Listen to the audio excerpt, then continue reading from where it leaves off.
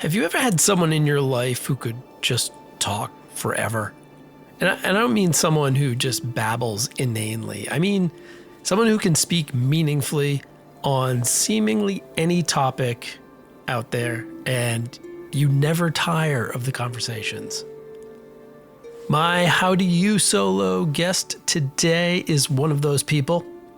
I am a huge fan, and frankly, I feel like I tricked him into my own private performance here today. Listening to Matt Rossi on the Blizzard Watch and the Lore Watch podcasts, you never know where his conversations are going to go. Those conversations with co-hosts Liz Harper, Joe Perez, Corey Taylor, and others, many others at the Blizzard Watch organization. You never know what you're going to get. In the next 90 minutes, we are going to cover some distance. A little Plato and his theory of forms, the playwright Terence from the Roman Republic, Superman, the legendary Univac computer, Stephen Jay Gould, Rage Hobos, Disability Pride Month, and video games, existentialism in a world of billions, Tom Bombadil, and one of the slowest lightning rounds to date. Here we go.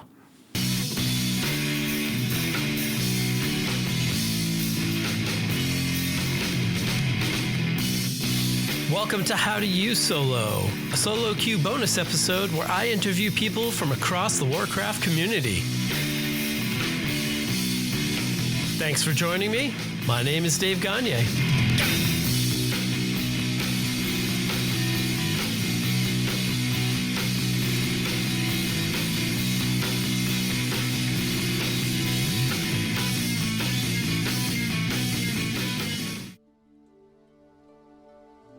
Welcome to episode 26 of Solo Queue, a monthly plus or minus podcast focused on playing World of Warcraft alone, mostly.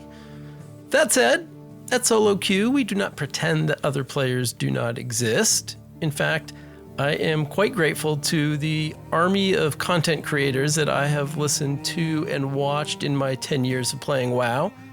And in thinking about content creators, I kind of narrowed content creation down to 5 traits, 5 functions that WoW content does for me. Some of it brings me WoW news. Some of the content creators describe their experiences in the game. Some explain what is going on, what goes into the making of the game. Some dive deep into the lore. And some are just plain entertaining. In all the podcasts and YouTube videos and streams that I've watched in my 10 years, it is the rare person that embodies all 5 of those qualities. The 5-tool WoW content creator is an elite rare mob, to be sure. I've been pursuing one such rare mob myself. He is rarely seen, but he can be heard often. His spawn timer seems to be about 1 week for roughly an hour or so. Being a podcaster, you could call him faceless. I've heard a few conversations where he could be considered heartless, but they are always treasure goblins involved in those conversations. But he is definitely not nameless. You like what I did there? Yeah, that was great, actually. I was thinking, if I had any money, I'd hire you to do my press. So there we go. I'm super excited to welcome to the Solo Queue podcaster and games journalist at Blizzard Watch, published author, fantasy nerd, lore and mythology aficionado, and of course, World of Warcraft player, Matt Rossi. Hi, Matt. Thanks for joining me today. No, you contacted me a while back, and then I completely blew you off because I got injured. So I felt like, oh, geez, I gotta actually do this. That was mean. So yeah, here I am. Well, I'm glad to have you. I know, through your work at Blizzard Watch, you guys talk about all sorts of games, and I also know you're a longtime Warcraft player. So how did Warcraft get its hooks in you, and why does it keep your interest now 20 years into the game, 21 years into the game, and 20 years that you've been playing? I don't, even when I don't play video games for one reason or another, when I have a down period, I'm never going to forget that I proposed to my wife during a Molten Core run. I'm never going to forget the years we played together. The time that we spent as like in a raid guild, the time that we was just the two of us, the times that it's just been me or just been her. The game's been in my life for a long time. How did I get into it? I didn't want to. I will be upfront. I was terrified of playing World of Warcraft because I'd resisted stuff like EverQuest. I'd escaped EverQuest. I managed to escape City of Heroes, which remember came out before WoW. And I was like, oh God, a superhero online multiplayer game. I'm never gonna sleep or eat or do anything. So I dodged it. I played it a little, but then I was like, no, must be strong. But then my wife and I, we weren't married yet. We were not even dating yet. She came down to visit me after the relationship I had been in previously hit the tarmac and exploded. So I was like, yeah, we've been talking for a little bit. You want to come down? And she did. And when she left, we needed to like have some way to stay in contact because she lived in Canada. And at the time I lived in Seattle, Washington in the United States. Yes, it's true. I'm actually a native-born American citizen. People never believe this. They think I was born in Canada. Oh. No, I came to Canada. I was born in the States. There you go. When she left, we needed to keep in touch. We'd previously been using AIM, but she was like, look, if you get a WoW account, we can talk via chat, and then we can do stuff together in the game. And I was like, this is a terrible idea. Nothing but tears will come from it. But I did it, and at first I had played the game a couple times on her account when she was visiting me because she was like, go ahead, play it. And I played a paladin at those times because I thought, I play a paladin often in video games. And in D&D for that matter. So I thought, I'll totally play a paladin. And then I did a Dead Mines run where everyone was like, why aren't you healing? I was like, what, paladins heal? What I've played D&D for years. Paladins can maybe do an occasional heal, but no, you're a healing class. You're supposed to be healing us. I was like, oh well, I'm out. I didn't want to do that. So when I got my own account, the first thing I was like, okay, what do I do? I didn't know about the whole idea of factions. I mean, I knew that they existed, but I didn't know they limited who you could play with. So since my wife was on Kalimdor as a night elf, I figured I'll play an orc and we can be, So I rolled an orc warrior. And honestly, up to level 10, I was going to quit. I was like, this is boring and slow. And I can't, because keep in mind, again, this was like around Christmas time, 2004. Okay. I'm like, this is like, it's boring. I can't, nothing. I don't have anything I can do to these things except hit them over and over again. Like, cause I didn't even have heroic strike until like level 6. So finally though, at level 10, magic happened. I got charged. And I've told this story when I'm just going to say the name of the site. Sure. When WoW Insider closed, one of the last things I wrote was a goodbye to the readers. And it's weird to think about 2014 as this distant time period when it was 7 years into my career writing about World of Warcraft, and it's now been it's been 10 years since then. But I remember when I got charged, what happened was I leveled up from fighting a Quillbore and leveled up, and there was another one just over there, and I had to kill them and get their teeth for some reason. And of course, for some reason, none of them had teeth. Apparently, I hit every single one of them in the face. It's like, please start hitting them somewhere else, orc.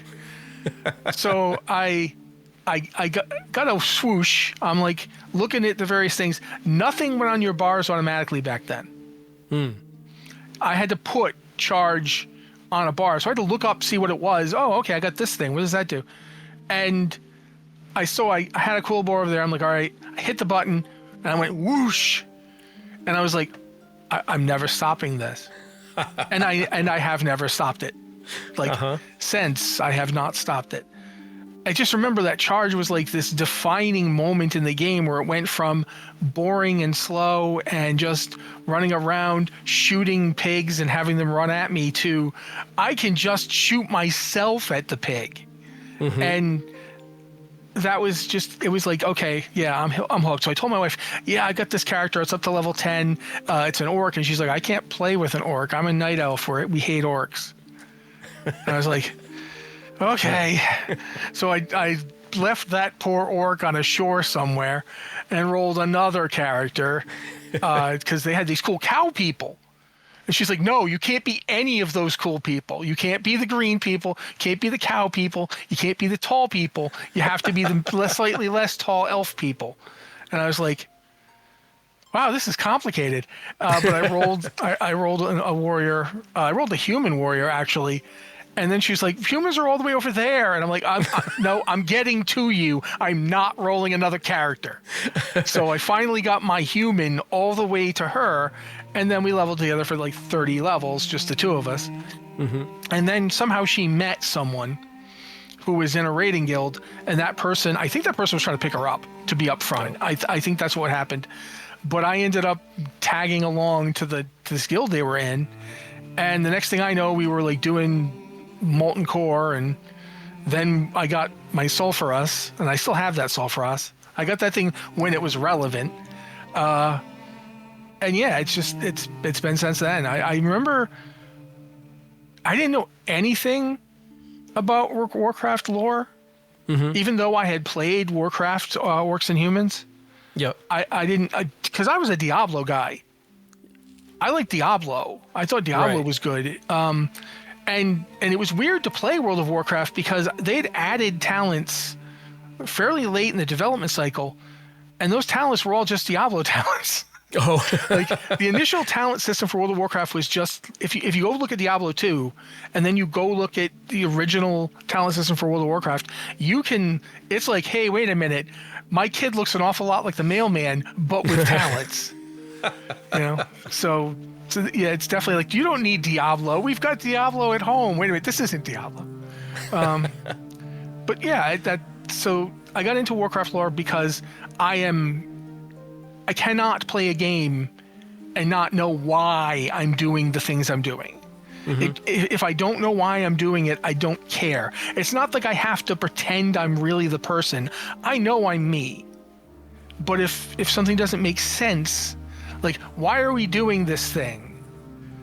If I don't have an answer to that question, I'm bugged. I can't focus on what I'm doing. So I got into lore basically just so I'd understand why we were doing the things we were doing.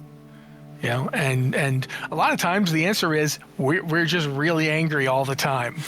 But at least it's a reason, Yep.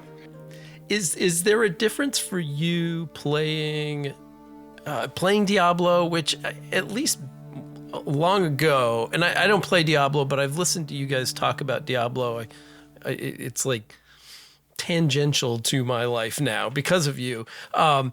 Because there's less lore in Diablo, do you just kind of play it? Although I guess there is a lot of lore in Diablo. There's a lot of lore in Diablo. Yeah. In point of fact, I'm lucky. I'm glad you stopped yourself because I was going to be like, yeah, I declare. It's it's kind of a fast-paced game as opposed to WoW, which is a little bit slower. Is there a different? Do you consume them in different ways? I guess is sort of the question. I don't do even in the newest version, which has more group content. I don't do almost any group content in Diablo, and I never have. Yep. The closest I get was my wife and I would play together. Mm-hmm. But I tend to play Diablo because you could do things like just go back to town anytime you want and just leave your character alone and go do something else. I tend to play Diablo like I don't have to schedule it at all. Mm-hmm. Whereas if I start a dungeon in WoW and it's group content, even if I'm pugging it, which everybody pugs sometimes, you want to see the content, you want to get some nice stuff. You can't stop. Right. Just because you want to. You can't be like, well, this has been a fun hour, but I'm getting some eye strain and my head hurts and I want to go to the bathroom. You can't, especially I spent like most of my time tanking. So as a player who's playing alone a lot of the time, even when I was guilded, a lot of the time I was playing alone, I would never be in tank spec. Mm-hmm. But I would have to tank bigger content, like whenever we would do anything that was group content, I would be tanking that. It just requires scheduling. It's, in a weird sort of way, it was very similar to playing Dungeons and Dragons, where you have to schedule because it's a group activity. Group activities, you can't just do them when you want to, or if you are doing them when you want to, then you are doing the solo stuff, not the group stuff. So I don't have that issue with Diablo. I just play it whenever I feel like. Yeah. Have you enjoyed follower dungeons? No, I hate them. But okay. I hate them just because they're not quite there yet. They're very close. They are in the uncanny valley of dungeon experiences, in that they're giving me all the stuff that dungeons do, got other humans in dungeons, all the terrible things they do, the followers are doing, but accidentally. Again, there's nothing wrong with follower dungeons. If anything, this expansion has been a giant leap for them. Like when you did you do the beta stuff when they were testing them? Did you do PTR? Yeah. They were testing them. They were rough. And then I think it was very similar to when they had the proving grounds, and you'd be a healer trying to heal the stupidest people in existence. Like that was how the proving grounds felt. That's how the follower dungeons felt when I first started them, because I was doing them on my paladin because I wanted to try and get some healing experience. Yep. And by the time they got to War Within, they've gotten a lot better. But I think personality-wise, I require the ability to care about why I'm doing things. And in a follower dungeon, I'm like, why am I not just doing a delve? Like, I only have to put up with one idiot in a delve. Okay, two if I count myself. But I've done them. I definitely think that they're heading in the right direction with them. And I think, unfortunately, I've gotten a lot crankier the past couple of years. So, and people were calling me old cranky like back 10 years ago. So imagine the untapped wells of irritation I now have. As a result of that, I think I'm basically getting too irate for them faster than they're getting better. But that's not the fault of anybody doing any coding. I think that overall, I'm really pleased that they exist, and they can keep existing somewhere where I am not. And since I can control where I am, I just don't do them. Yep, that's fair. One of the questions I had about consuming the games, do you consume them kind of like a book, in that there's a lot of lore? Are you taking that lore in? Are you going to the dungeon to do a dungeon, or are you doing it to take in that lore, or is it a combination? Because I know for me, I kind of want the follower dungeon's okay because I'm not there to hang out with people or really do a thing. I kind of just want that story. No, I want loot. Experience. Yeah, I want the experience. No, I want loot. Straight up, I want give me transmog gear. But also, I have to be ahead of the lore because of my job. Like I don't get to experience the lore in game, not even on the PTR. Like, unless I jump on the PTR the second it opens, somebody else is going to run this and put a video on YouTube, and someone is going to ask me in Discord, hey, have you seen this video by this person? And I'm going to be like, do I get to finish breakfast? I was having a conversation with my cat about how cute he is. Can I finish that? Or do I have to already know what's going on with this evil magical knife that is now currently the bane of my existence, despite never having played a Shadow Priest? I now have this knife. If this knife wasn't voiced by Claudia Christian, I'd be truly irritated at having to deal with it. But I mean, unfortunately, it's Ivanova. If Susan Ivanova is telling me that she's going to destroy the world, I take it seriously. So I'm like reading the books. I'm looking up videos online. I am not I can't give myself time to explore it that way. So no, when I run a dungeon for shiny things to make my character wear. I am playing Barbie horse adventures with my D&D characters. They are getting dressed, and it's just, that's what I'm doing. But that doesn't mean I don't immediately fixate on the story.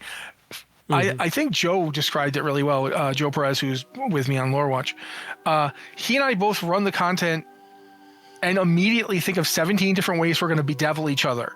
As soon as we start recording, we're going to be bouncing all over the walls, thinking about what we just saw. So yeah, it's not like a book to me. Yeah. It's more like honestly, if you ever gone to like see like independent theater, like when you like if you go to like say, like everybody's like been to at least some small theater. It's kind of like that. It's kind of like a series of vignettes. Like I actually really enjoy. You know what? It reminds me a lot of the original Walking with Dinosaurs, where you'd flash in and there's like, here's an entire story about Leopleurodon. Where, by the way, we've gotten the size of this thing totally wrong. It's much smaller than this, but just suck it up. It's a great watch. Yep. It's kind of like that, where you get these little moments. I remember. Not a dungeon experience, but one of the lore things that always caught me is during Battle for Azeroth, I saw this first on a Horde character, not on an Alliance character. We went into one of the Kultiris zones when you go in and do the invasion type stuff. There's like a town that's like a farming town, and we're attacking it for whatever reason. And my Tauren walks into this town, and there's a farmer impaled to the wall on his own pitchfork. And I literally was like, okay, yeah, that's it for me playing Horde this expansion. Because I couldn't justify that. Like, why did we do that? You could have just killed him. You did not have to kill him and stick him to the wall on his own pitchfork. That's just excessive. And I'm not down with it, Horde. I had a really hard time with like playing my Horde characters for like 2 expansions. It was really rough. Yep. So lore is really important to me, but I don't consume it. Like, I don't run a dungeon just to see the lore, because I usually already know the lore of the place before I get there. But I will admit that I do stop and do stuff like if we have a bunch of statues of people, like I'll stop and click on every statue, and it used to irritate the heck out of people. I have never been receptive to the go mentality. Yeah. And so when people in a group are like, go, I'm like, no, I'm tanking this. I go at whatever speed I want, and I want to find out who this person in this statue was and what their relation to the Scarlet Crusade is. So that's what I'm going to do. If that's not good enough for you, kick me. Yep. And very rarely will people kick a tank who can actually hold threat. So, yeah, I generally speaking, dungeons for me are less a way to discover lore and more a way to confirm lore. Like, So does it feel like the game is a little bifurcated for you, where you've got work side and then enjoyment side? I have massive ADHD. I forget that I'm doing this for my job most of the time. Like right. If anything, my job is just me sitting around later thinking about the stuff I did, like a rage hobo, during the game. Like it's basically the story of. I have like about 4 warriors I play. And I know that's weird that I have like, what are your alts? Well, there's this warrior, and then there's this warrior, and then there's this. Like, why do you have so many warrior alts? It's a long story, and it goes back to we didn't used to have group play across realms. So every time I'd make a new friend who wanted to play World of Warcraft, they'd be like on some other bloody server, and I'd have to roll a new character again. But because of that, I still have 4 of them that I've been playing. My Tauren I've been playing since 2006.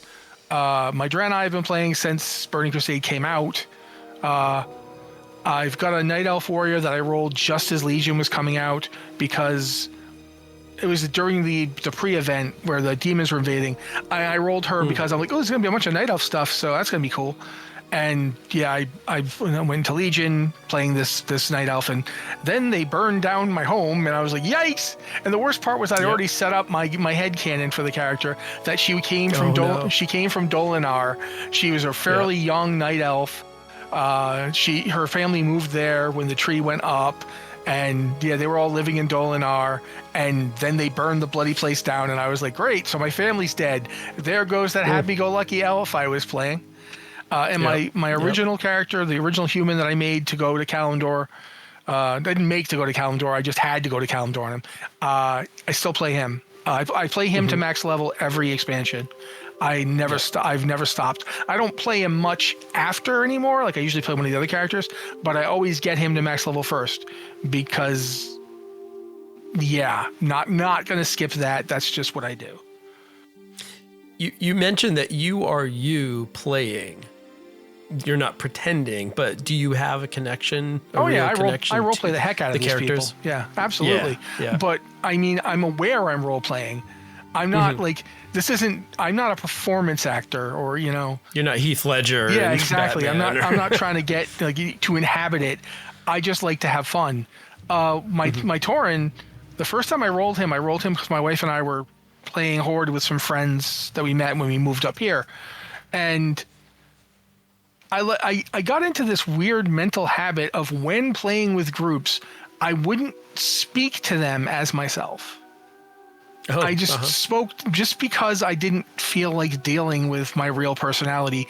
I'm fairly introverted. Like no one ever believes me when I say this because I tend to rant and reef. And I've been talking for most of this already, but that's a defense mechanism. I don't want to put myself out there, so I put myself out there as hard as I can so that nobody looks deeper. So I basically just played my Tauren as my Tauren, and everybody would when someone got mad at me, I'd be, "Oh, it's all right, small one. I've got you. It's okay." And I loved it because it was I would be saying this kind of stuff to orcs and trolls, and they'd be like, "Small one, I'm an orc. I'm big." And you're like, "Oh yeah, you're very big. It's okay." So you're a big boy. You're very large.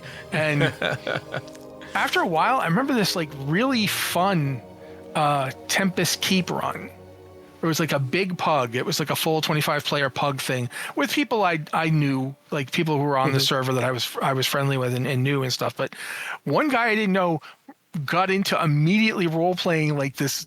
He was role playing his orc who was very violent and aggressive, but wasn't rude to people. He was like, I hate that I not hate you.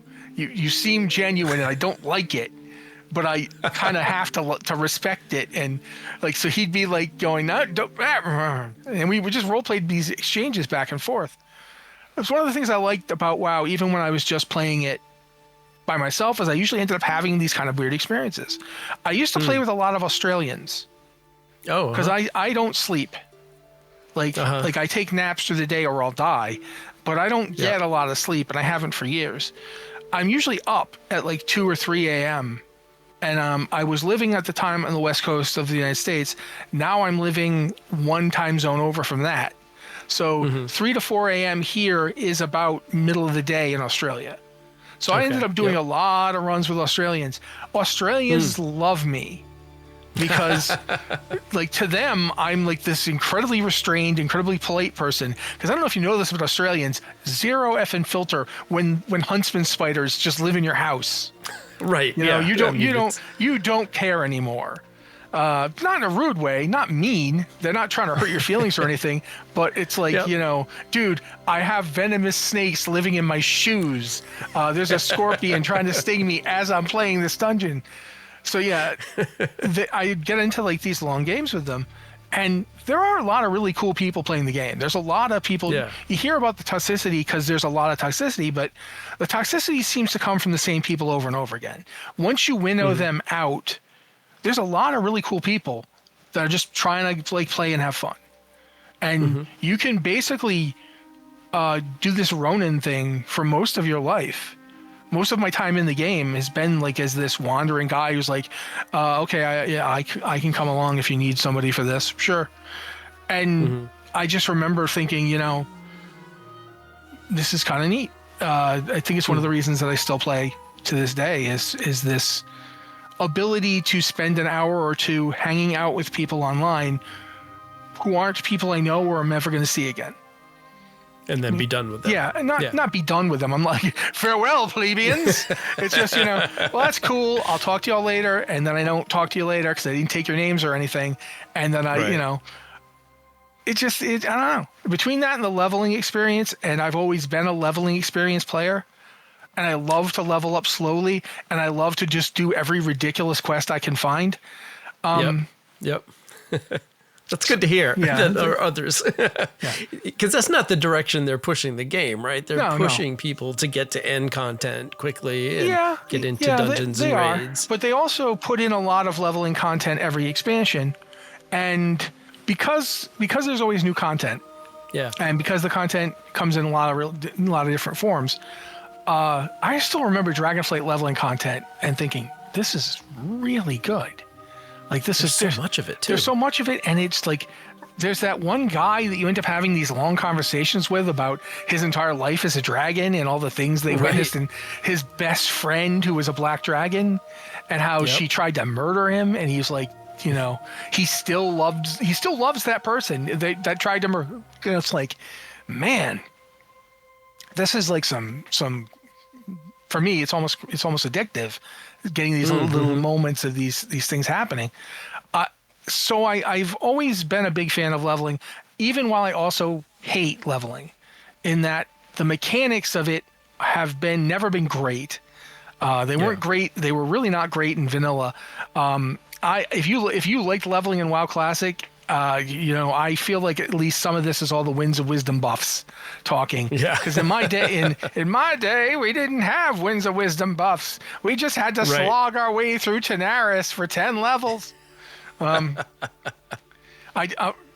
say also, we didn't know a lot of things that are like common now. Right. You know, like everybody knows, there's all these optimized routes to get to max level as fast as possible.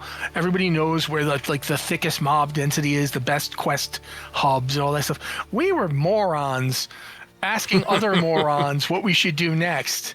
I had people telling me to my face to go to Ashara because lots of plate dropped there.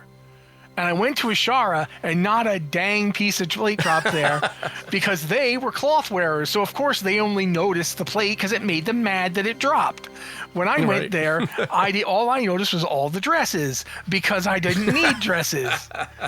And I feel like, to a certain degree, some of the magic has been lost in that it is now a game that is so thoroughly understood.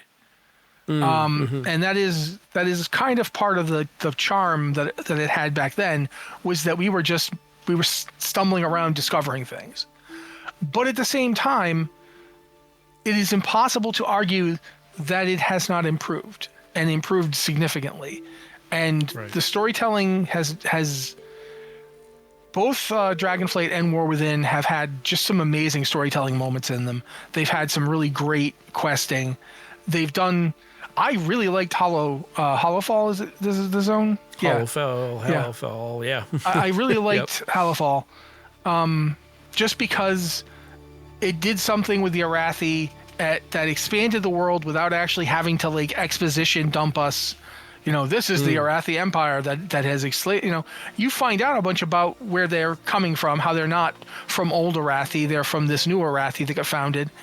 And there's no reason that couldn't have already happened. We never heard about it before, but there was nothing in it that necessarily had to be considered type 2 retcon.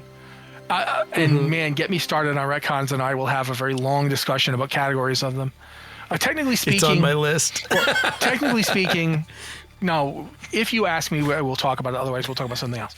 But regardless, I do think that leveling has to be good. It has to be a fundamental part of the game, but it's also just, generally speaking, it's what I prefer because it's a way to have the story of the game told to you that feels active and it feels like you're choosing it.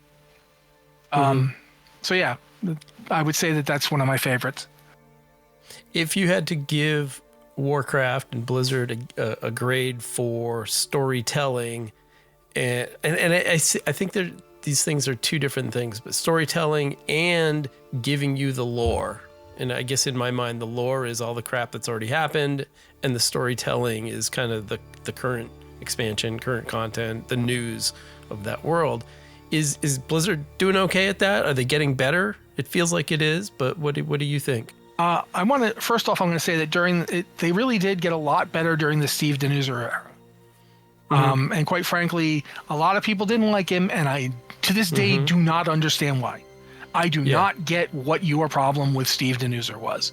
If you have people one. like memes. What? Yeah, people like memes, and that's easy, right? But I just every so often I look back at how storytelling went in WoW, and you can tell when certain people were there and when they weren't, and they weren't there anymore, and how the story changed and altered.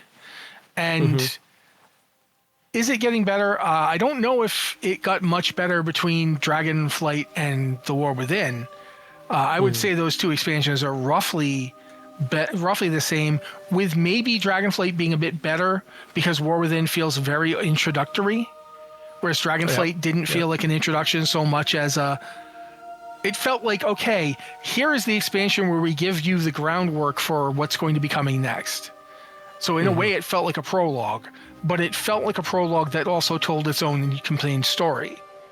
So kind of like The Hobbit, where you can just read The Hobbit. You don't have to ever read any of the other stuff. And man, if you do, kudos to you for getting through that chapter, man. That chapter. Oh, wow. Tom Bombadil. Wow. Yeah. Yes. But regardless, you can read it solo, or you can read it as part of the whole thing. And I feel like, I'm not saying that Dragonflight is as good as The Hobbit, by the way. If anyone out there are Tolkien scholars who come to my house, I'm just saying that it feels self-contained while it also expands outward. But I do think that, if you're asking me, how is their storytelling now compared to 2004, their storytelling is better. Because if for no other reason, more of their storytelling is directly involving you. And that's just always, when you are playing a video game, you want to be there for things, not just be there to witness them. You need to be involved in them. You don't necessarily need to be the great hero saving the day, but you need to be there. I think it really started to get better for me during the Wrathgate. I mean, sure. It is impossible to argue that I did anything of consequence at the Wrathgate other than show up. But at the same time, if my character hadn't done all the stuff they did in that zone, the Wrathgate wouldn't have happened. Like you set this thing up thinking it was going to be A, and it turned out to be B, but it's still your thing. You're the one that made it possible for everybody to march on up to the Wrathgate and get their butts handed to them. In retrospect, not our best move, but hey, I did my part. Right. And I remember watching it going, this is very different. And the battle for Undercity was very different than anything as well, because we hadn't had an experience like that in WoW before. Like, the idea that whether you were Horde or Alliance, you were going to a major city and you were going to fight your way through it till you got to the end of it and rectify the situation. And there were characters that were famous and that some of them you'd interacted with before, some of them you'd never even heard of. It's something that really hangs in my head as a moment where World of Warcraft changed in a storytelling sense, where it went from, we have all these characters. I think to a certain degree, people don't really think about the fact that no WoW expansion has ever felt like original World of Warcraft did, for the very simple reason that original World of Warcraft did not have a main story. Right. It just had new stuff coming out. Here's the story of the new stuff. And then more new stuff. Here's the story of that new stuff. And so you'd get like Dire Maul. Now we're going to hear all about Dire Maul. Maradon. Now we're going to hear all about Maradon. Molten Core. Now we're going to hear all about Molten Core. None of these guys are the end boss of World of Warcraft, because World of Warcraft didn't really have one. It had a series of more bosses. And to a degree, that fundamental shift to having like a contained expansion story when the game itself did not have a contained story changes it in a way that they took several expansions to really figure out what to do with it. Like, Burning Crusade in particular was just trying to hold on. And I'm not dogging on it. I'm not insulting it. It's one of my favorite expansions. I like pretty much all of them. I even like the ones that nobody else likes. But Burning Crusade was like, okay, we didn't know what we were doing when we made the first game. We certainly didn't expect everybody to be playing this. So now we have to make this new expansion. I mean, you remember that Chris Metzen essentially forgot his own lore for the Draenei, right? And then they had to basically just, he came up with something new. Everyone's like, but you said in the Warcraft manual, and he's like, okay, you know what? We're going to go with my new thing. I get you. Mea culpa. I did forget the thing I wrote before, which is crazy because I wrote it. But nevertheless, I'm going with the new thing. And that's the kind of stuff they did. Because it's not like, oh, you're right. Well, the game's supposed to come out in a month and a half, so I guess we should just not let it come out so I can make it all make sense with the old stuff. No, we're just going to release the game. But that's they were not used to this. They were used to putting out a Warcraft RTS every 5, 7, 10 years. They put out Warcraft 1, and then Warcraft 2, I guess, is like 5 years, and then Warcraft 3 is like almost 10 years, and that's what they did. So that the lore in each Warcraft game is like crazily expanded. First Warcraft game, you're in Stonewind, and there's like a vague idea. Azeroth was like the name of the planet, but kind of not, kind of just the name of the continent. Yep. And, then they did Warcraft 2, and suddenly everything's bigger.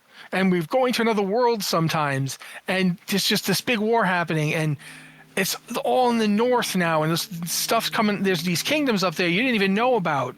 And by the way, it was Stormwind. Sorry, we kept calling it Stonewind. That was weird.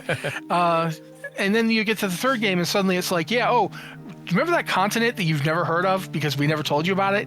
Yeah, we're going there. So that became kind of a thing where you could new stuff happened and they just threw it at you. And they went from that to, we need ways for people to get this stuff that isn't just a Dave and Lee, I can't remember the name. The people who wrote the Belgareth books. You ever read those things? The Eddings. No. David Eddings, he loves to have one character who will, after everybody gets good and confused, he has this one character who will come up and just explain the past 5,000 years to everyone in a few pages. One of the characters, I used to call her Queen of Exposition. Her name was Anisha, because she'd just show up and tell you everything and then leave. She didn't have anything to do. She would just show up, expand. They went from that kind of approach because they kind of just had to have that kind of approach, which they did better because you'd find books and you'd open the books and read a couple pages and go, okay, I know just enough now to know that I don't know what the heck they're talking about. And they've gone from that to the story is steered by the things that happened before. Those things are relevant, so they come up and you hear about them.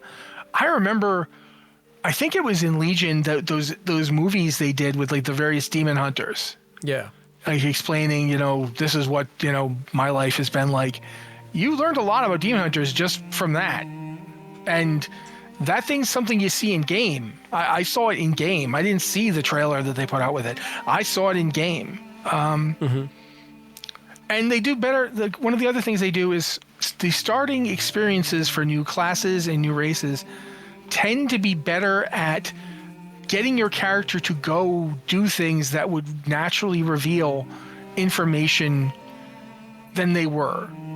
And it's not like I'm not mad at Gilneas, but playing a Worgen, you go through the Gilneas experience, and it gets to like this point where it's like, okay, and now the real action starts for undead level 20 characters, in Silverpine, who are going to get to experience all this. You, unfortunately, are playing a level 18 Worgen. You're going to Darnassus. What? Why are we doing that? No good reason.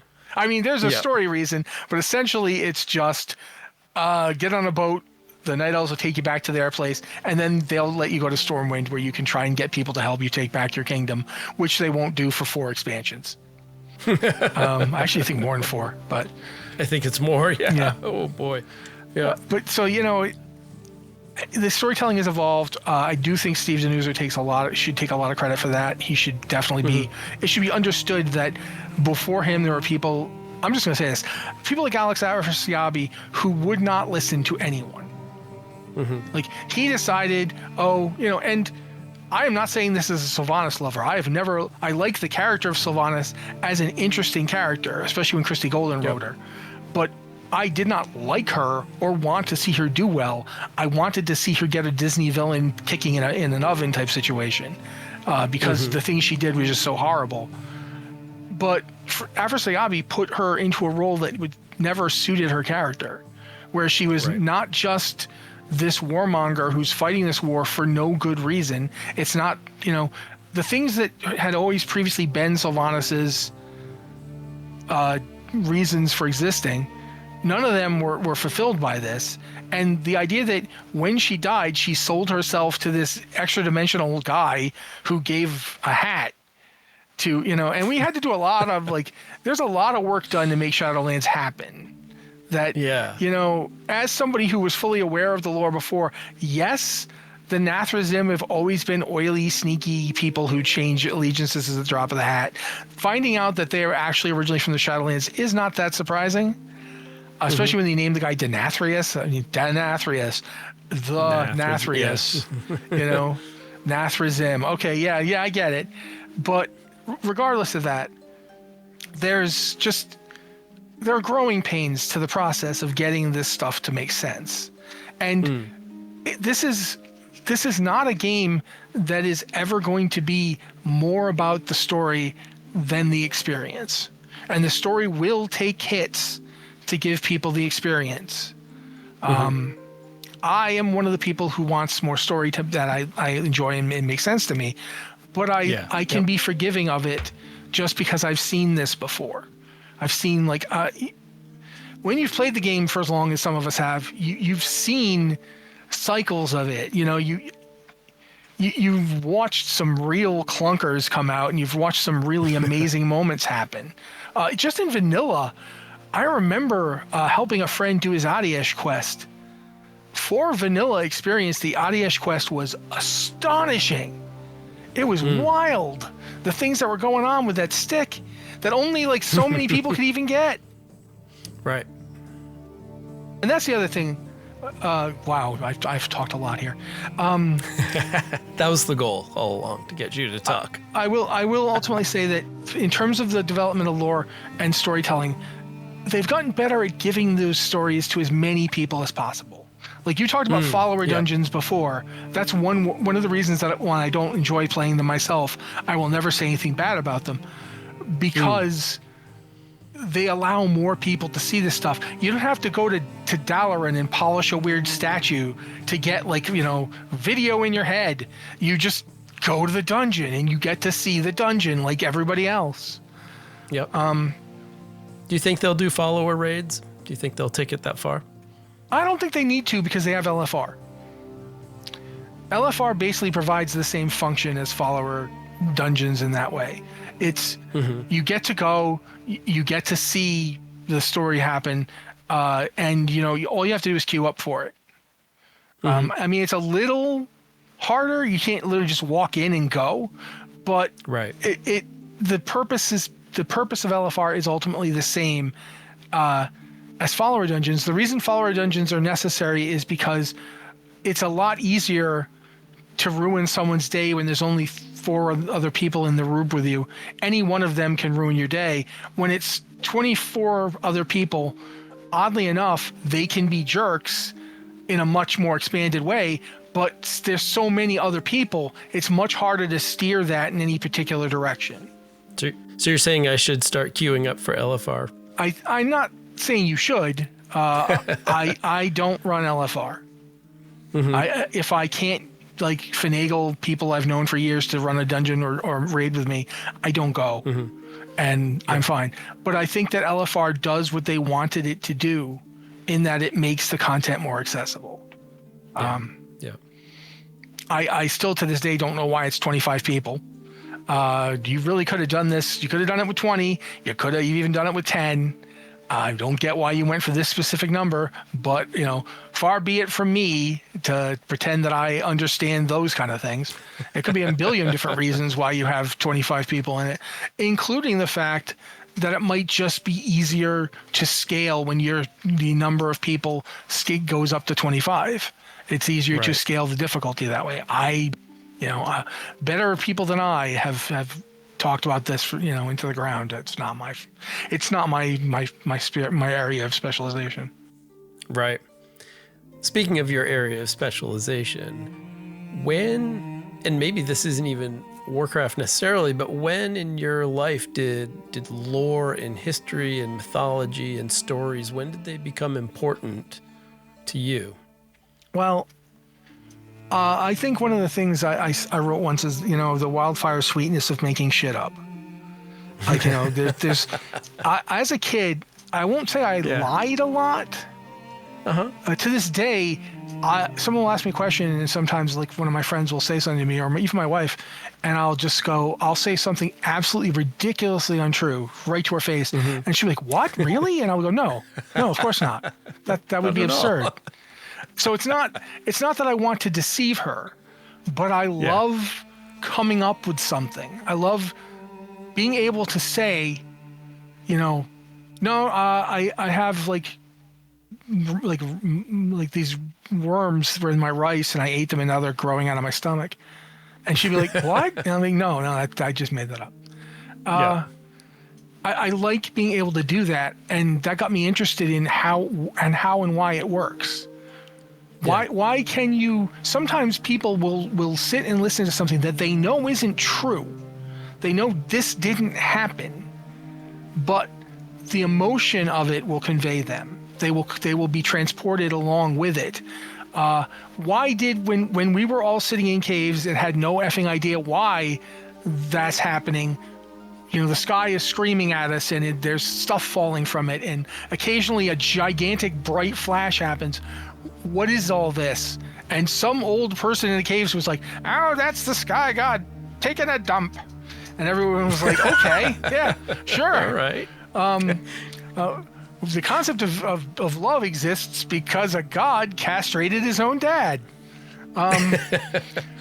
And okay, as I think it was Plato. It might have been Socrates and then related by Plato, but the point was once made that these stories weren't about truth; they were about things that are bigger than truth. That are truths. There's true things, and then there are things that are true about us. The things they tell you about us are. It's like a metaphor. Ultimately, when you say, your eyes are like the sun, you are not saying that she has giant balls of plasma in her face. You're saying that much like the sun, you bring brightness and warmth with your expression, your eyes. You make me feel this, and that's something that I was struggling with being an expatriate. I moved up here in like 2006, so during the period of time that like Burning Crusade and Wrath of the King were becoming big, I was acclimating to living in Canada with my wife. And I remember there comes a point where you have to process certain, I don't want to get political not because I don't have my own politics and my own views, but because I just don't feel like dealing with other people being upset by them. But I will say that I was dealing with a lot of things that I was seeing happen that I felt alienated by and couldn't understand why I felt it. And I got to tell you, trying to play a Horde character during that period of time helped me with it. It's like, oh, okay. And that's something. Stories can give you a means to understand what is not literally happening. But because it's not happening, you can take the time to understand it, and it's like trying to interact with the emotion of this directly is often too dangerous. It's too hard. One of the things I've said my entire life is that people get obsessive about practically nothing on the internet because it is safe to do so. It's not like I'm going to argue about something that is fundamentally a part of my life in a way that might change who I am forever and leave me destroyed and unable to cope. Or I can talk about Star Wars. And, is talking about Star Wars like gonna fix your life magically? No. But as you're talking about it, you might go, "Hey, wait a minute, that reminds me of this thing." And it's like of having tongs so you don't burn yourself. Fiction can serve as a safe means to discharge and comprehend what you're experiencing in your real life without it just being your real life. Sometimes I don't, our entire way of thinking is evolved up. Like, I think it was Stephen Jay Gould. I don't remember though, but I do remember someone once describing a human brain as the most powerful supercomputer in the world, except it was built on top of like a UNIVAC computer, which was itself built on top of an abacus. And you need that abacus. You can't take the abacus out. The initial abacus has to be there. So everything that we do, sure, it's running on this really advanced brain, but it has to still, be connected to the lizard brain down here that's just like hot fire, eat food, and we don't have a logical system. We don't have rational minds. We have rationalizing minds. We have impulses we want to engage in, and we come up with reasons why that's okay. And it takes a lot of effort to think deeply about yourself and your life. And without fiction, we would not have the means to impart this to people. We would not have... Stories don't just exist because we're funny and we like to hear about things that happen to other people. Stories exist because we need a means to grapple with the just sheer, staggering size of everybody else's existence. There are billions of us, and none of them are you. And yet, you're akin to those people. What was it? It was Terrence. I am human. Nothing human is alien to me. He didn't literally mean human. He meant other people. And nothing. There's a midwife in Szechuan somewhere who you and her have practically nothing in common in your lives, and yet if you had a conversation, she might say something like, "Yeah, I love it when I wake up in the morning and there's just that moment where I get to be quiet and take in the day before I have to do something." And even if that's not in your experience, you can understand that. You're like, for me, that's pooping. And of course, haha. But at the same time, for a lot of people, you sit in the bathroom for half an hour. This is my alone time. I don't have to deal with the kids. I don't have to deal with my job. I can just be, or walking somewhere. Or there are all these little moments that don't feel like they'd be very hard to explain, and yet we have written whole novels about them. There's an entire video game about feeling guilty about what your parents did. And that's what World of Warcraft is. It's about, oops, my dad did a bad thing. My people did this bad thing. Yep. So I feel like there's a very strong sense of how the story is developed over the years that is related to the idea of what is Warcraft really about? Is it about just war? Haha, war. Let's talk more about war. Yet every time they've done that story, the ultimate end of the story has always been war really sucks. And that is never, I don't know why people seem to forget this. Every time they're like, we would bring the war back into Warcraft. The entire premise of the end of Warcraft 3 was that war sucks.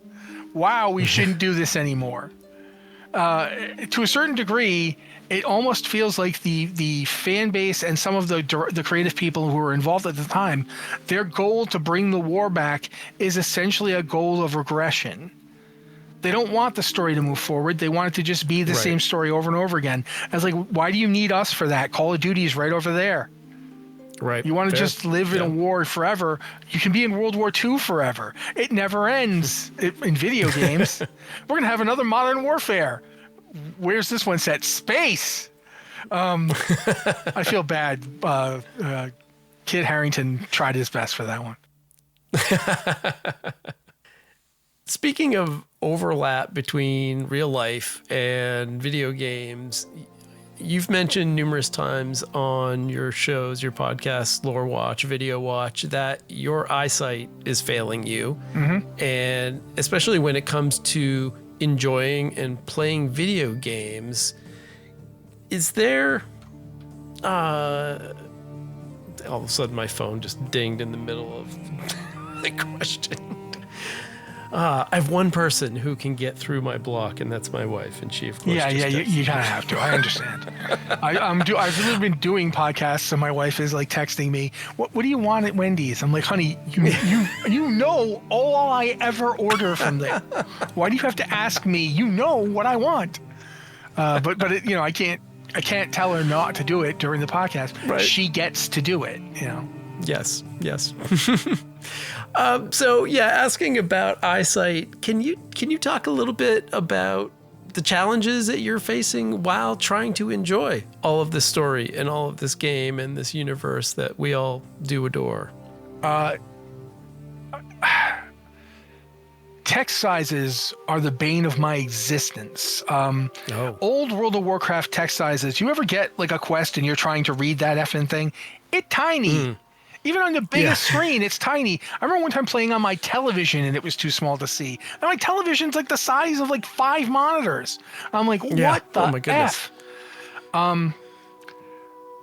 Without going into a lot of detail about it, you and I talked about it before the show, and I don't feel like retreading it too much. I basically have diabetic retinopathy. For people who know what that is, great, you don't need to hear anymore. For people who don't, I have scar tissue forming on my eyes because the blood vessels on my retina pop. And that's one of the reasons that a lot of the problems that happen with diabetes happen. I have diabetes because I have... I keep wanting to say heterochromia. It's not heterochromia. It's hemochromatosis. My God. I have hemochromatosis, which means I have too much iron in my blood. It's like my blood is full of iron. It is basically poison in my pancreas, which means now my blood is also full of iron and sugar. Sugar is actually like razor blades in your blood. To give you the broken down description my doctor gave me. Yep. And what happens is the blood vessels pop because the sugar cuts them. And you then have scar tissue forming on your retina. And it took me so long to notice it happening because the right eye has never been great for me in the first place. So it wasn't until I had a blood vessel pop in my left eye and literally there was just blood in my eye covering everything that I knew what was happening. In order to stop that, they took a laser, and people are like, "Oh, you had laser surgery." I'm like, "Yes." "Oh, I did too. I had no. You had. They did laser surgery to correct where your eyes fix. I had holes burned in my retina so that the scar tissue couldn't spread any further than it already did, which means that my field of vision in my left eye is like a central part that's much smaller than everybody else's, and therefore I have to track my eye a lot to see things. Ironically, a video game is on a screen that I can pull my head back enough that I see the whole screen. So I can actually see the video game a lot easier than I can see you talking to me. Like when a person is talking to me in the real world, I have to be tracking around. Yep. That part's fine. I have a lot of acuity for that level of things. Unfortunately, one of the things that causes is motion sickness. Okay. Any game with third person perspective makes me ill. I get motion sickness playing it. That's why I can't really play Overwatch because it's got first person and third person. And the first person, it's really like first person, but kind of up on a corner a little bit. It just it breaks my brain, and so I get motion sickness, and that's bad. WoW is great because WoW I can see my little character running around and it's fine, and I don't really get particularly ill from it. Diablo, same thing. Occasionally, however, there'll be a raid fight or something that's just really intricate and I have to see things happening on both sides of the screen. And that's just, no, I don't have the slightest idea where you people are going. That makes it harder. Text, big problem. I love any game. One of the reasons that Baldur's Gate 3 was actually a godsend for me. As much as I loved Pathfinder Wrath of the Righteous, and I did, I still think Wrath of the Righteous is the best CRPG ever made by human beings. I'm not ruling out that Baldur's Gate might have been made by fairies or dragons or something. But as much as I loved Wrath of the Righteous, ton of lore, ton of complexity, and not a lot of voice acting. Owlcat just had not been doing a lot of it then. Their later stuff, like most of Rogue Trader, is a lot more voice acted.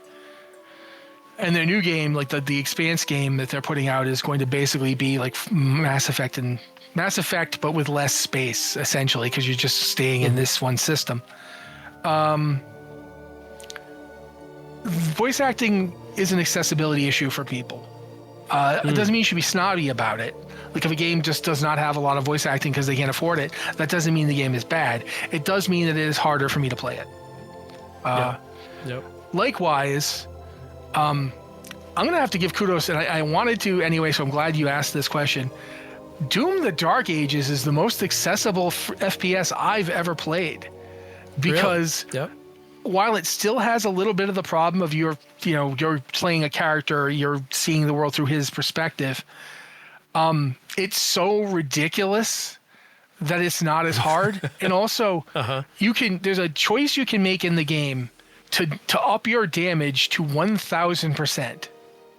Oh. And you're thinking, well, that just makes it easier. Yes. Here's a real big secret about games and games that are hard. They are harder to play already. Now, I want you to play that wearing a blindfold made of gauze with some holes poked in it, and you have to look at the screen through the holes. There, go. Show me how good you are. The fact that I raid tanked with this happening to my eyes was nothing more than a feat of stubbornness. And that kind of thing, it doesn't sound like an accessibility option, but it absolutely is. I can't play a From Software game. I will never be able to enjoy them because I will die and die and die and die because I can't see. And now everyone thinks, like, one of the biggest problems we have with blindness and visual impairment is that people think that it's binary. If you can see enough to do that, you can see. No. I can see enough to do that, but it's like you literally have superhuman vision from my perspective. It'd be like telling Superman, it's like Superman going, well, can you see through the wall? Why can't you just see through the wall? I can see through the wall. Look, over 300 miles from here, your cousin is living. Why? Just look at him. Like, I can't do that, Superman. Like, that's what it's like dealing with sighted people who don't want to understand this. They want it to be a binary. If you can see, you should be able to see everything. No, that is not how this works. I have scar tissue on my retina, and my retina really can't absorb light through scar tissue. And keep in mind, your retina is not it's not even as thick as your skin. Wow. Your retina is this tiny, tiny thing. Any imperfection on it is going to affect your vision. And, that's why when I play video games, I look for video games that are either isometric, because isometric is great. Although, Diablo 4, guys, I love you. I think you look really nice. You've done great things. Why can't I rotate my perspective? I can go play Baldur's Gate 3. I can rotate my perspective. Go play Wrath of the Righteous. I can rotate my perspective. It's past time to let people rotate their perspective in isometric games, because you keep putting stuff in them that the characters have to move behind, and then I can't see them. And no amount of the terrain phases out or your character gets outlined. No, it'll always screw up at the weirdest times. Just let me rotate my perspective. If Larian can do it, and this is not me dogging on Larian, but they're a small company. Right. Blizzard has thousands of employees. And they have resources. Microsoft is a cyclopean entity that is grasping our world in its fist and squeezing us slowly. It can make a game with a rotating perspective. As a blind person, as a visually impaired person, I can't pretend that my impairment is universal. Other blind people, some of them couldn't play a video game at all. Others could play a video game better than me. There is only so much that can be done in terms of accessibility for games, and I get that. But some companies are trying. Wow, Blizzard, for any problems you have with it, Blizzard is trying. They're putting in accessibility options. When people say, "Hey, this fight on a train from several expansions ago is making people vomit and pass out. Can we do something about that?" They did. They turned off the motion blur that causes a lot of the motion sickness. It's not real motion; it's the blur effect. When you get rid of that blur effect, a lot of people now they don't have that problem. These are good steps. I want to see more like it. Right. But that's the reality is what we really need isn't just stuff like that. It's people to understand when someone tells you they are blind, it doesn't mean that they can't see anything. It means that they can't see what you can see. You aren't blind. You have what is... It's in a way it's similar to the whole neurotypical, neurodivergent thing where you're like, Sure. what does that mean? Why am I neurotypical? You're neurotypical because you meet specific criteria for how thought is assumed to work in the majority of people. I don't. My brain functions differently. It doesn't generate the same chemicals without help. And as a result, I think differently than you do. It doesn't mean that I can't think, and it doesn't mean I can't think well, but the way I think and the way you think are never going to be the same. I can absorb information through my eyes. I'm actually better than my wife at finding things, despite the fact that my wife has no visual impairment, because I track with my eyes so instinctively now that I'm sweeping them. Something that is on the floor that isn't supposed to be there, my eyes will go over it like 8 times. And any discontinuities between it, like a pen and the carpet, the pen is shiny, the carpet is not shiny. You know, that kind of thing, my brain will immediately say, hey, look at that again. That doesn't mean I don't have holes in my retina. I do. Right. They're there. I've seen the pictures. It's a horror show. You don't ever want to... First off, looking at pictures of somebody's retina... What the hell is that weird bumpy thing? You know, it's creepy. The pictures, the picture's blown up to the point where like an ant would look like some terrifying colossus. Oh my goodness. So, you know, it's weird to look at pictures of it. But I've seen the scar tissue. I've seen what it looks like. I've seen the burn marks. And there's impairment. A lot of times I'm playing the games just because they give me nostalgia. And quite frankly, one of the reasons I can still play, as an example, World of Warcraft is when it gets really hard, the game is still basically the same. I've got him targeted and I can hit charge. That's all I need. I just need to do that. I don't need to do a backflip. I don't need to one of the problems with playing a game like a From Software game is those games are incredibly motion sensitive. Like you have to move your character and you have to move your character at very precise intervals. That's harder for me to do because I don't even always know where my character is. You know, it takes me a couple seconds to find them. Right. And that's, so it does affect it. I've gotten much less into group content just for the very specific fact that it is harder for me now.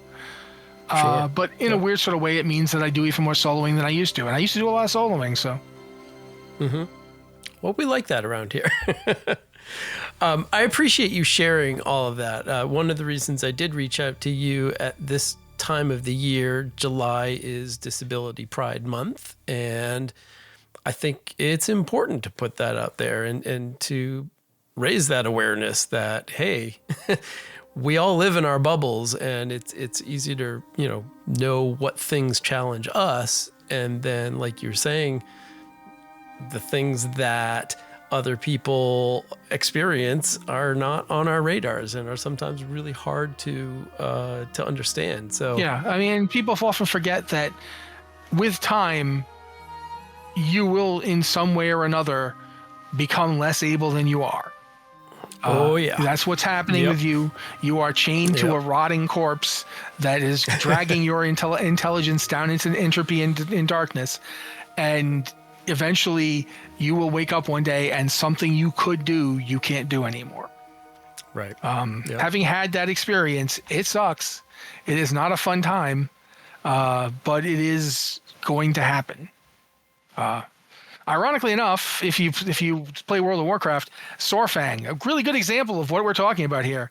Like you just, body may still be willing, but the spirit may still be willing, but the body is not there anymore. Yeah, doesn't answer the call. Yep. Do you feel like, just to put kind of a bow on this part of the conversation, do you feel like the video game industry is making good enough strides in accessibility in general, and maybe specific to visual, but even in general? No, nobody is, but that's not really, that's not video games' fault. Every industry has the same problem. If video games are making good progress at all, and they are in some places, it's the very simple fact that their audience is aging.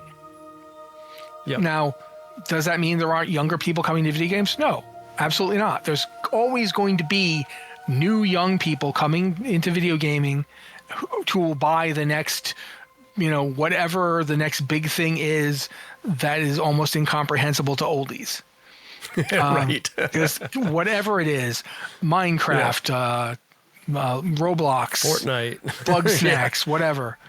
But at the same time, the industry has gotten big to the point where it's like, yes, we want the new money from the new people, but we still want the old money from the old people. We don't want them to go away with their money. We want them to give it to us.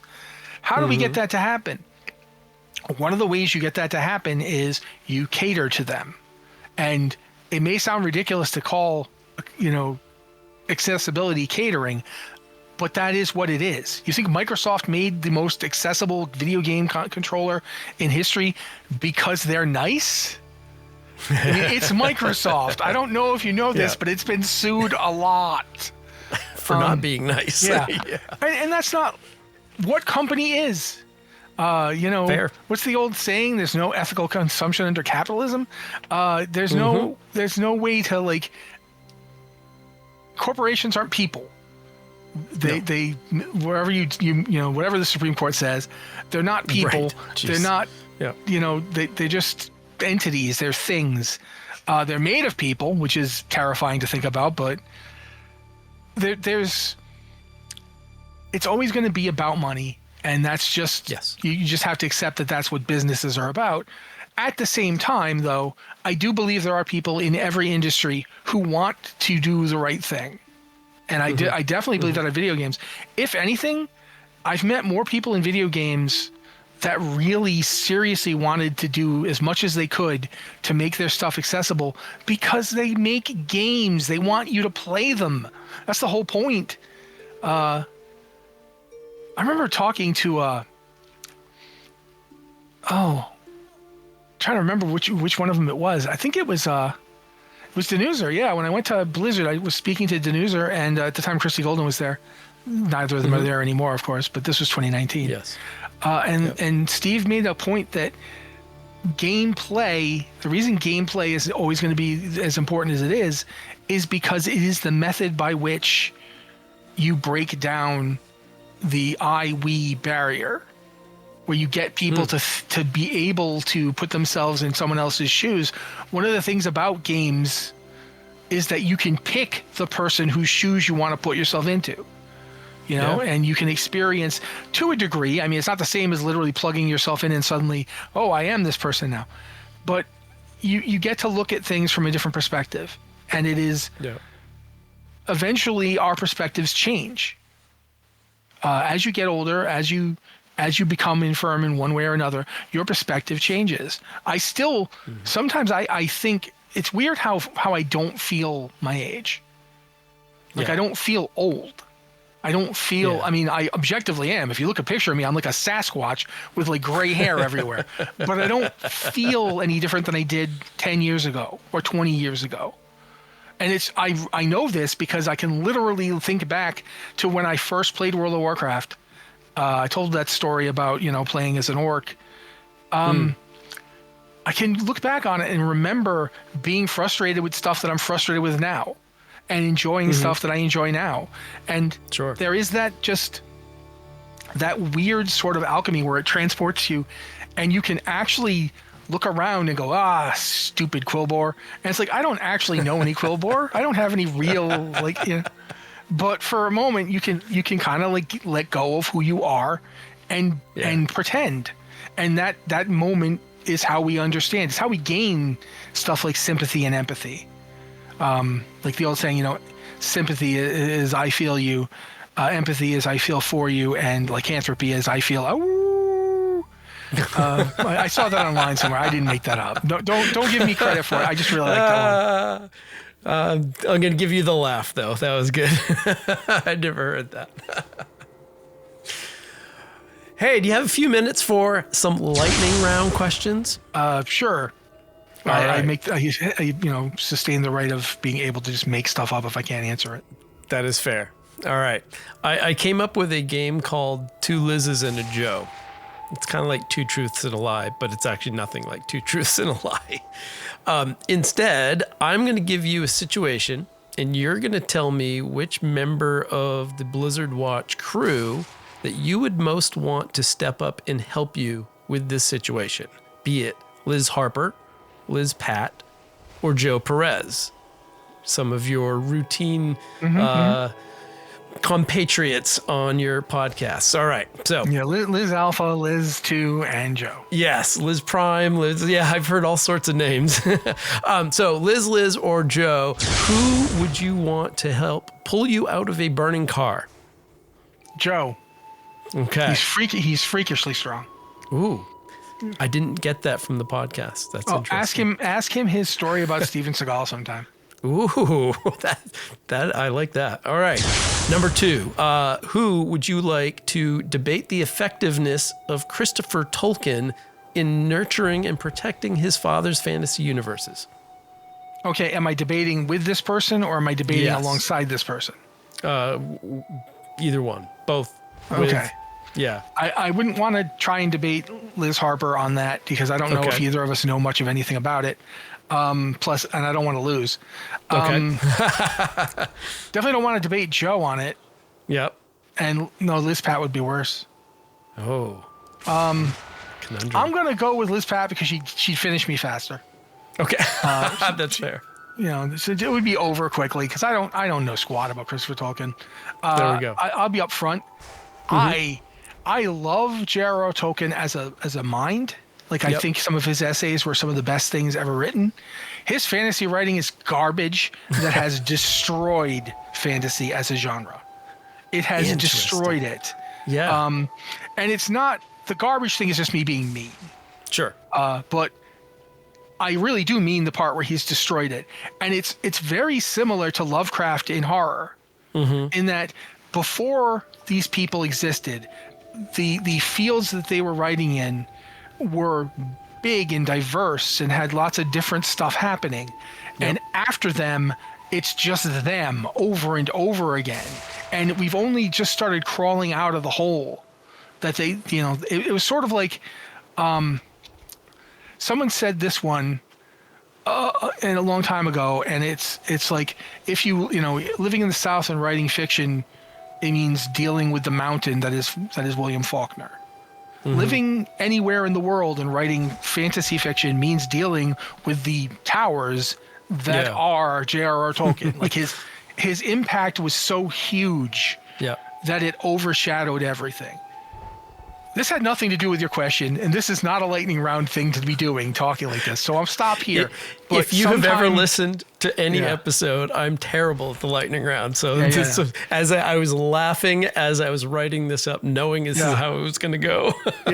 Bringing me to a lightning round is like bringing a very slow, we want to have some fun races with this tortoise and this snail and this arthritic rabbit. It's really got arthritis. It can barely move. Let's go, guys. But yeah, to try and break this down something, I don't know anything about Christopher Tolkien because I'm already stuck on the effect of J.R.R. Tolkien. That's fair, yeah. As a just force. And to a certain degree, it's not fair to him to be upset with him because he didn't do it. He wrote some books, and then, the fact that Amazon made a Lord of the Rings series, it's like, do you think J.R.R. Tolkien ever imagined they'd do that? Goodness. Yeah, right. And it's not like they did it while he was alive. He didn't get any money out of it. Yeah. Do you think WoW has the same sort of position in that it's kind of a monumental player in its field, and then because it rose above everybody else, then everyone else wanted to make MMOs like that or pull pieces at it, and therefore the whole industry kind of shrinks around, well, that's popular and successful, we have to do that. EverQuest did it before they did, but yeah. Absolutely. If you look at all the interestingly diverse MMOs that have come and gone over the years, whether you're talking about City of Heroes or WildStar or, I don't want to say Tabula Rasa because, geez, but just like a lot of MMOs just died because they couldn't hit the weird financial model of World of Warcraft because they weren't going to get such massive numbers. And the weirdest part about World of Warcraft is, even though we know for a fact it's only a fraction of what it was at its height, people come back. Yeah. People sign back up when the expansions come out. It's almost a permanent perennial money machine that they will never let go. And as a result of that, because they will never let it go, it's always going to be filling that role of, moderately has everything MMO. Yep. You can get a lot of different people to play this. It's kind of the way Dungeons and Dragons is in fantasy RPGs, tabletop ones. It's always gonna have the giant footprint. It is the game most people know. Yep. I definitely think that WoW has had an impact on MMOs and in gaming in general that's very similar. One of the reasons that other genres came up was because people could not compete in this one. And not because the thing they were competing with was so much better than them. If anything, because if they came up with an innovation, the big monster would just eat it. And then regurgitate it, We're getting player housing finally, guys. This is the same player housing 6 other companies tried. Yes, exactly. We waited to eat all of their ideas, and now we're giving it to you. And it is the way it is. So. Yep. All right. Number 3, who would you entrust the smooth running of an online journalism organization to? Liz Harper. There we go. That's the right answer. Definitely not Joe. That's not against Joe. Neither Joe or I have any interest in that. There we go. Who would you like to take proper care of your cats when you are away? Joe. Not that Liz 1 or 2 couldn't do it. Okay. Just Joe. Joe's cool. Okay. All right. Who is going to copy edit your next book manuscript? I mean, it's not going to be Liz Harper just because I can't hire her. I don't have the money. But if I could just appoint one of them and they had to do it, then yeah, Liz Harper. Yes, you have that power.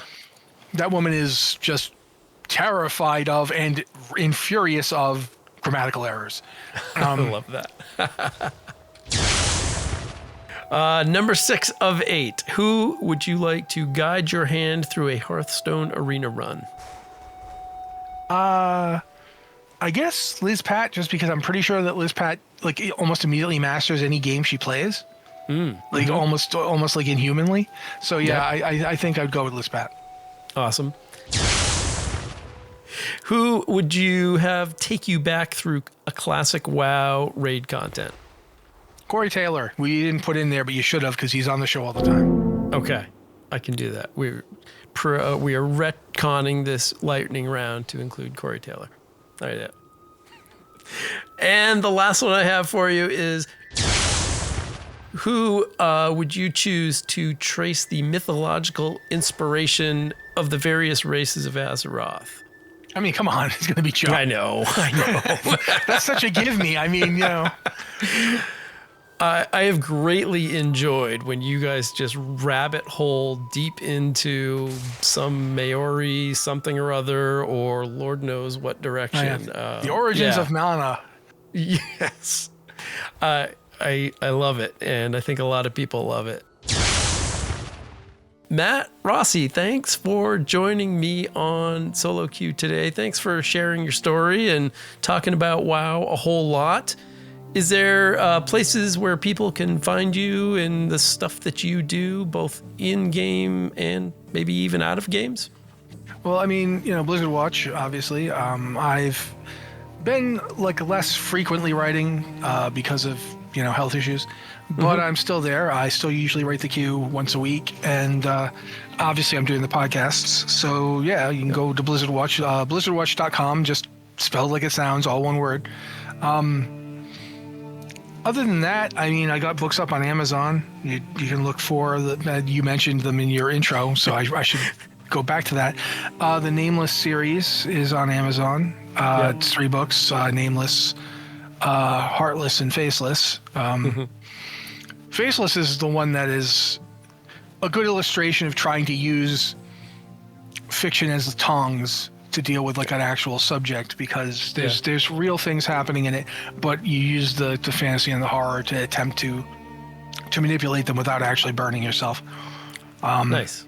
So yeah, that's they're all the there. first book. Is that the first book in that series? No, Nameless is the first book. Nameless is the one that I wrote right after finding out that I was going to be blind, because it was basically like I panicked and spent like a month just panic writing it. And I liked the characters. A lot of other people like the characters.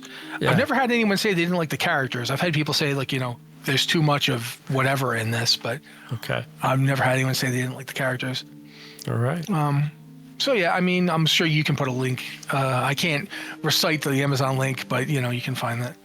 Absolutely. Other than that, not a lot anymore. Obviously, stuff happening that I had some stuff released for a couple different game companies, but that was a year ago. It was years ago at this point. So not much else. That's pretty much it. Awesome. Well, thank you very much for joining me, and no problem. Thanks for asking.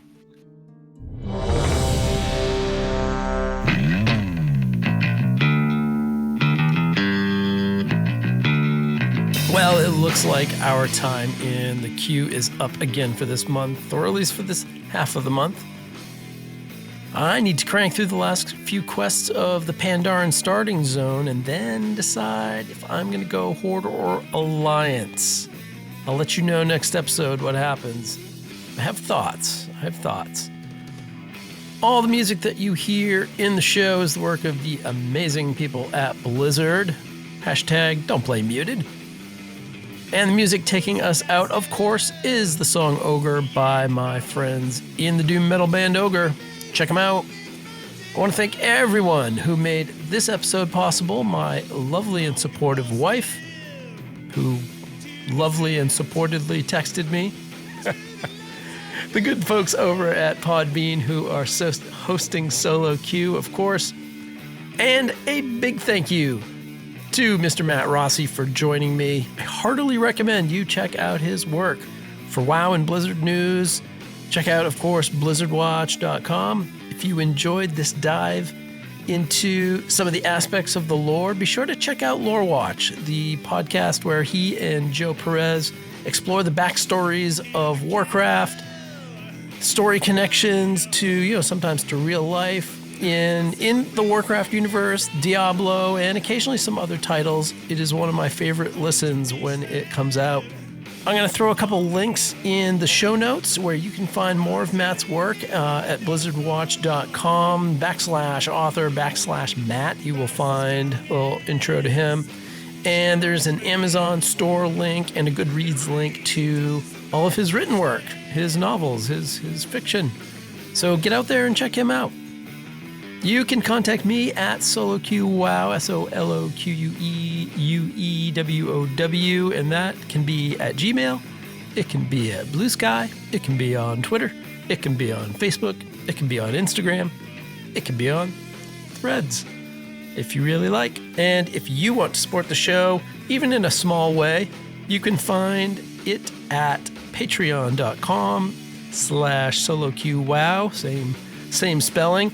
Thank you to my current contributing patrons, Andrew, Righteous Bandy, That Sky Guy, Sin, Snake of Voldoon, John, and Scott. You guys are amazing, and I appreciate it all. Subscribe wherever you find podcasts. They're all over the place. You can even find this on YouTube if you really want. Leave a review. No new reviews today. I checked just a few minutes ago, but hey, throw something on to Apple or Spotify, and I will read it. Good luck with the mount farming, with the increased drops all this month. So far, My only win is the Swift Zulian Tiger from Zul'Gurub, but I'll let you know what else I happen to score, and we can talk about, hey, your favorite parts of 11.1.7 the next time we hop into the solo queue pretty soon. Already working on that episode. For Matt Rossi and me, hey, we will see you out there.